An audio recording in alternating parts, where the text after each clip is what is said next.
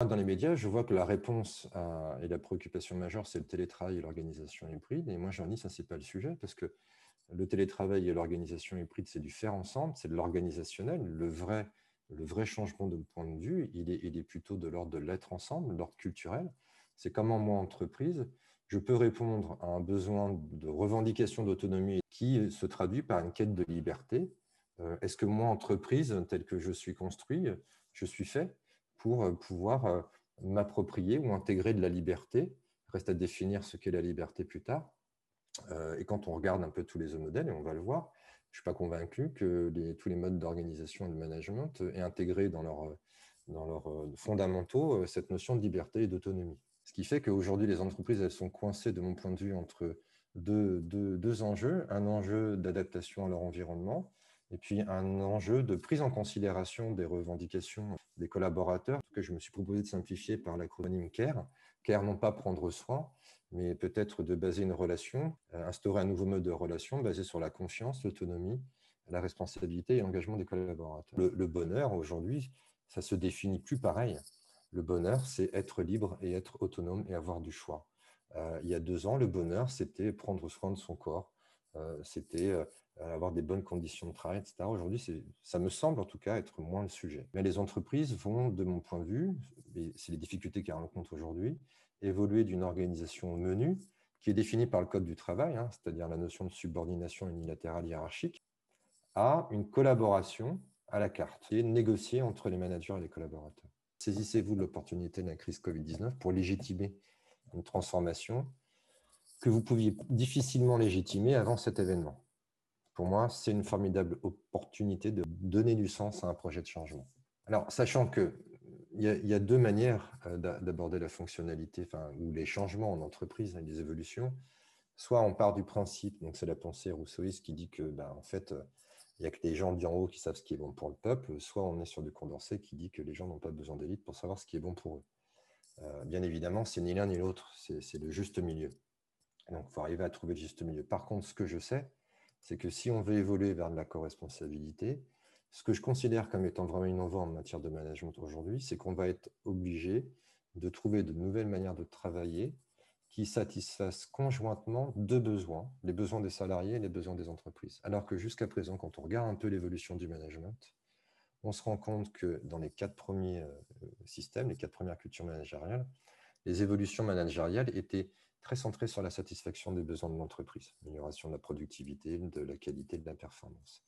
Après, on a eu ce qu'on a connu dans les années 2000, où là, on a innové, mais dans une logique de satisfaction des besoins des collaborateurs, QVT, amélioration des conditions de travail, etc. Là, on est sur quelque chose de nouveau, où en fait, on doit renégocier quelque chose pour que ces nouvelles formes de travail satisfassent en même temps les entreprises et les collaborateurs. Et donc, pour faire prendre conscience de tout ça, j'utilise les états du mois d'analyse transactionnelle. Donc, je vais les rappeler très, très vite. C'est-à-dire que, en fait, en nous, on a 3 états. On a un état parent, un état enfant et un état adulte. L'état parent, c'est la partie qui est en nous où on juge. Donc, ça, c'est bien, juger, parce que ça définit un cadre. Mais si on va trop loin, ça frôle l'autoritarisme. Donc, ça, c'est pas bon. Le côté parent bienveillant, eh bien, c'est toute la partie en nous où on est attentionné à l'autre, où on est altruiste, on est soutenant. Alors, ce qui est bien, puisque du coup, ça apporte du soutien. Mais par contre, ça peut générer de l'infantilisation quand c'est poussé à l'extrême. En réaction aux parents, on a un autre état qui est l'enfant. Alors, vous avez 3 états, des états adaptés. Les états adaptés, donc l'enfant adapté rebelle et l'enfant adapté soumis, c'est en réaction aux parents.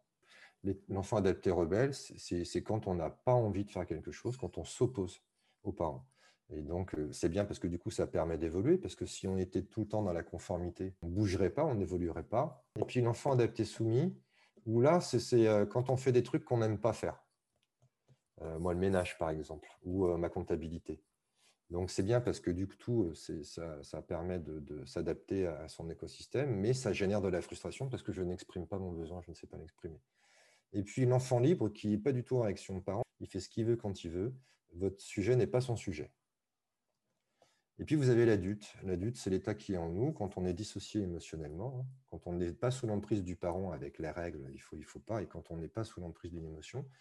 et où on aborde les sujets de manière raisonnée, factuelle, objective, réaliste, mais qui peut se traduire par une certaine froideur. Donc, quand on prend les états du moi et qu'on les met en parallèle avec les cultures managériales, on se rend compte qu'à part la co-responsabilité, vous avez quasiment toutes les cultures managériales qui sont basées sur du parent-enfant. Avec une partie de la culture paternaliste, directive, bureaucratique et leadership qui est du parent normatif. Alors pourquoi? Parce que le paternaliste, il vous dit comment faire. Le directif, il y a un mode opératoire que vous devez respecter. Le bureaucratique, il vous fixe des règles. Et le leader, il vous fixe des objectifs. Donc forcément, alors, je sais qu'il y a des confusions. Des fois, les gens croient que le leadership, c'est de l'adulte. Et moi, quand j'étais en entreprise, quand mon patron me fixait un objectif, il me disait, voilà, je te fixe un objectif, tu es d'accord ou tu es d'accord? Ben, je suis d'accord. Oui. Et puis, vous avez le paternalisme et le management collaboratif qui positionne le manager dans un rôle de parent bienveillant. Et quand on est dans un parent bienveillant, nous dit le modèle, on crée un enfant libre. Un enfant libre, ça se traduit à non, bah, j'ai pas envie de le faire, ton truc. Et quand on regarde un peu cette grille d'analyse, ça nous permet de prendre conscience que ces jeux sont à l'origine de ce qu'on appelle le triangle dramatique et créent des relations où il y a 3 rôles qui sont joués. Le rôle de victime, de persécuteur et de sauveteur. Traditionnellement, quand on regarde un petit peu, la victime, c'est le salarié. Je ne veux pas généraliser, mais voilà, vu en méta, hein, le salarié qui considère qu'il n'a pas le choix, de toute façon, il n'est pas reconnu à sa juste valeur, qui met du coup les managers dans un rôle de persécuteur. Hein, et on a une instance qui sont les représentants du personnel qui ont un rôle de sauveteur pour justement essayer de trouver des solutions et sauver la victime. Comment sortir de ce triangle? Donc l'idée, c'est de se dire, mais si on est dans de l'adulte, peut-être qu'on n'est plus dans ce triangle et que tout le monde y gagne. Alors en général, que font les entreprises? En général, elles se disent, on va agir sur le persécuteur, on va agir sur le management et on va faire une stratégie de développement managérial. Donc un autre triangle en SVP qui c'est donner peut-être un sens différent, peut-être agir sur les valeurs et puis définir de nouveaux principes. Je vais donner des exemples. Pour sortir de ça, remobiliser sur le pourquoi, donner du sens. Dans la bureaucratie, on est plutôt sur du quoi. J'ai pris l'exemple de Leroy Merlin. Quand on est dans une logique du quoi, on dit, voilà, Leroy Merlin, c'est une entreprise qui vend des matériaux et des outils de bricolage. Mais quand on est dans du pourquoi, donc dans du sens, on dit, et c'est la vision de Leroy Merlin qui dit, non, nous, notre métier, ce n'est pas de vendre. Notre métier, c'est d'aider les clients à arriver à leur maison et les accompagner dans leur réalisation. Ce n'est pas pareil. Donc, donner du sens. Donner du sens au niveau des descriptions de postes aussi. Moi, j'ai fait beaucoup de descriptions de postes. Et en fait, il y a un truc qu'on n'évoquait jamais, c'est le pourquoi. Prenez un agent d'entretien avec une description de poste, on va lui dire, toi, ton boulot, c'est de ramasser les poubelles. Ce n'est pas très valorisant. Alors que quand on est dans du sens, on va dire, mais non, toi, ton travail, c'est de contribuer à rendre le cadre de vie des citoyens agréable, de préserver l'environnement, et puis de créer une espèce de lien entre la municipalité et les citoyens par le contact que tu pourras avoir avec eux. Ça ne génère pas la même chose. En général, elles utilisent des valeurs aussi, en disant, voilà, pour sortir du parent-enfant, il faut qu'on mette en place des valeurs. Je vous prie l'exemple d'une société qui s'appelle Tournos, avec une valeur qui est la confiance, qui va renforcer la responsabilité, qui consiste à dire il faut que chacun d'entre nous soit un partenaire respectueux de ses engagements. Donc, déjà, ça va renforcer la confiance et renforcer la responsabilité. Donc, il y en a qui le font, il y en a qui ne le font pas. Et puis surtout, ce qu'ils vont faire aussi, c'est qu'ils vont agir sur des principes en disant on va repenser les rôles des managers. Donc voilà, avec plein de petits référentiels managériaux, de postures managériales, avec des systèmes de 360 degrés où les managers vont se faire noter. Bon, OK. Mais même si une entreprise a tout ça, ce qui est quand même relativement rare, ce n'est pas suffisant. Ce n'est pas suffisant pourquoi? Parce qu'on a complètement oublié de travailler sur le collaborateur. On est parti du présupposé que la solution, c'était le manager. Donc, on est encore dans du parent-enfant. Donc, c'est pour ça que ça ne me semble pas suffisant. Et l'idée, c'est de dire, en fait, il faudrait qu'on associe davantage les collaborateurs dans cette transformation culturelle. Il faut qu'on travaille sur les deux, à la fois les managers et à la fois les collaborateurs. Donc, pour moi, la culture de la co-responsabilité, c'est vraiment s'adresser à tout le monde, partant du présupposé qu'on est tous acteurs. Et donc, du coup, de définir un nouveau contrat collaboratif. C'est ce sur quoi moi j'ai travaillé. Comment on peut aider managers et collaborateurs en même temps à devenir adultes. Il y a un chemin à prendre qui est déjà d'amener le manager à passer en adulte. On va considérer que beaucoup d'entreprises sont déjà en route. Moi, je vois pas mal de leadership modèles, mais en général, ce que je remarque, c'est que les leadership modèles sont dans un petit livret, mais ils ne sont pas du tout utilisés ni valorisés. On ne les utilise pas en termes de feedback. On ne les indexe pas à la valorisation, etc. Donc, je pense qu'il y a encore beaucoup à faire. Mais en tout cas, on est déjà en chemin. Mais il y a une deuxième étape que je vois très peu, c'est d'amener les enfants à passer en adulte. Comment je fais pour amener les enfants à passer en adulte, sachant que c'est déjà pas évident d'amener les managers à passer en adulte? J'ai pensé à 10 commandements sur la base d'analyse transactionnelle qui vous permet en fait de passer de Padawan à Jedi, parce que j'aime bien Star Wars, qui sont des messages permissifs. C'est-à-dire que moi, manager, je suis déjà bien dans la posture d'adulte. On va partir de ce présupposé-là. Je vois bien que mes collaborateurs ne le sont pas, en partie. Il y en a qui veulent, il y en a qui ne veulent pas. Je ne sais pas. Donc, je dois leur permettre, les autoriser à le devenir, puisque c'est ce que je cherche. Et donc, pour ça, il faut que j'ai des messages permissifs qui soient à la fois des autorisations, mais en même temps des protections. Je t'autorise, je te protège. Si on était dans un monde idéal et au regard de mon vécu et de ce que j'entends, quels seraient les messages permissifs pour permettre à mes collaborateurs qui le souhaitent de passer d'enfant à adulte? Donc, je vais vous les présenter et ensuite vous allez vous positionner là-dessus.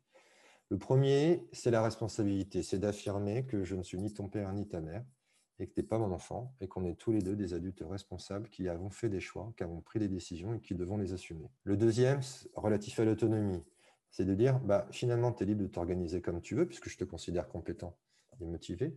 À partir du moment où tu respectes tes engagements, qui doivent être officiels et déclarés, et que ça contribue à la concrétisation de nos projets. Il faut qu'il y ait des projets. S'il n'y en a pas, c'est un peu compliqué. L'esprit d'équipe. J'ai remarqué que les gens confondaient autonomie et indépendance. Et donc là, l'idée, c'est de rappeler que si tu es autonome, tu n'es pas indépendant car tu fais partie d'une équipe, tu fais partie d'une entreprise. C'est pourquoi tu dois prendre en compte l'impact de tes décisions et de tes actes sur les autres. L'initiative, bien évidemment, tu es libre de prendre des initiatives et d'expérimenter de nouvelles idées à condition qu'elles soient en cohérence avec notre vision, nos valeurs et qu'elles soient bénéfiques pour l'entreprise, les salariés et nos clients, ce qui veut dire que je dois disposer de tout ça. Ce n'est pas toujours le cas. Après, il y a l'autorisation, donc la résilience. Tu as le droit de te tromper, tu as le droit de faire des erreurs et d'échouer, à condition d'en tirer des enseignements et de les partager pour que nous puissions en bénéficier. Après l'innovation, bien évidemment, dire aux collaborateurs, n'hésite pas à remettre en cause les règles, à les améliorer et à en proposer de nouvelles si tu estimes qu'elles sont obsolètes ou inefficaces. Je pars du principe que tu es le mieux placé pour savoir ce qui est bon pour nous, nos clients, et je compte sur toi pour nous aider à progresser. Le bien-être, nous ne sommes pas les seuls responsables de ton bonheur, bien évidemment, même si nous y accordons de l'importance. Aussi, si tu es démotivé ou que tu ne te sens pas bien, dis-le nous, tout simplement, pour que nous puissions ensemble rechercher des solutions. L'assertivité, tu as le droit d'éprouver des émotions, de ne pas être d'accord, mais ce ne doit jamais être une raison pour créer des tensions ou être agressif. Aussi, exprime-nous ce que tu ressens avec bienveillance, authenticité et respect, comme nous le faisons avec toi. C'est pour ça que le manager doit d'abord être un adulte. L'équité, c'est si tu estimes que tu vaux plus que ce que tu gagnes, démontre-le nous en expliquant ce que tu as apporté de plus à l'entreprise et en quoi ce que tu demandes te semble juste et équitable. En matière de décision, c'est-à-dire n'oublie jamais que tu as choisi de nous rejoindre et que l'on t'a choisi également, et que si notre collaboration ne te convient plus, dis-le-moi sans crainte car je suis prêt à l'entendre. Et si nous ne pouvons plus répondre à tes attentes, bien peut-être que le temps est venu de nous séparer. Ça, ce sont les 10 principes de la culture de la corresponsabilité selon Francis Boyer. Ce n'est pas parce qu'on a dit ça, on a les 10 principes, que pour autant tout le monde y adhère. Et pour que ça marche, il faut 3 choses. Premièrement, il faut que les gens le veuillent. Il faut qu'ils sachent le faire. Donc, il faut qu'ils acquièrent peut-être des aptitudes. Il faut que l'entreprise leur permette. Moi, ce que j'ai l'habitude de faire, là, je vous ai donné un exemple, c'est pourquoi ne pas imaginer pour une entreprise s'adresser à l'ensemble des collaborateurs et leur dire, voilà, pour chacun des commandements, mettons que je garde les 10, tu vas me dire quel est ton niveau d'adhésion, toi collaborateur et manager, pourquoi pas, à choisir. Ton niveau de croyance, c'est-à-dire tu crois que c'est possible ou pas, et si ça te semble facile ou pas. La culture de la co-responsabilité, c'est assez tabou, c'est assez sensible, parce que l'idée, c'est d'amener du privé dans le public, donc du non-dit dans le dit. Et donc, ça nécessite, plutôt que de dire, voilà, c'est comme ça qu'il faut faire, qu'on avait l'habitude de le faire avec le leadership ou le collaboratif, puisqu'on était dans une posture de parent, Ça nécessite vraiment d'aller vers ces équipes en disant, voilà, nous, on pense que c'est bon. Dites-moi ce que vous en pensez, de manière à ce que je puisse identifier là où je peux vous accompagner ou là où nous avons à progresser ensemble. Pourquoi c'est difficile?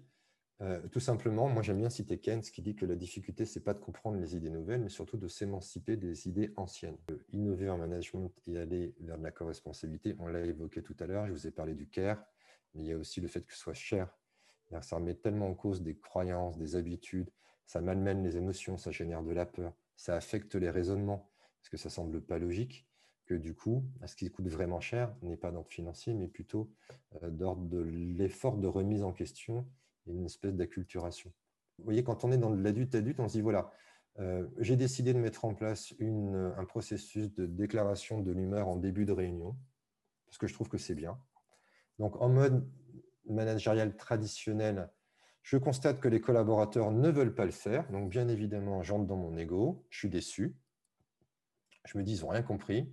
Et du coup, je me dis qu'il faut que je communique mieux. Donc, ça, c'est une erreur. Ça, c'est parent-enfant. En adulte-adulte, on ne fonctionne pas comme ça.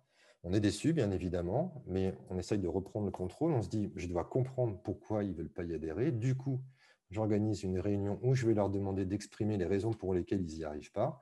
Et on est dans un état émotionnel plutôt neutre et factuel qui permet l'échange. Donc voilà, pour terminer, je pense qu'instaurer une culture de la co-responsabilité basée sur la relation adulte-adulte nécessite d'apprendre à désapprendre pour s'autoriser à apprendre de nouvelles formes de collaboration.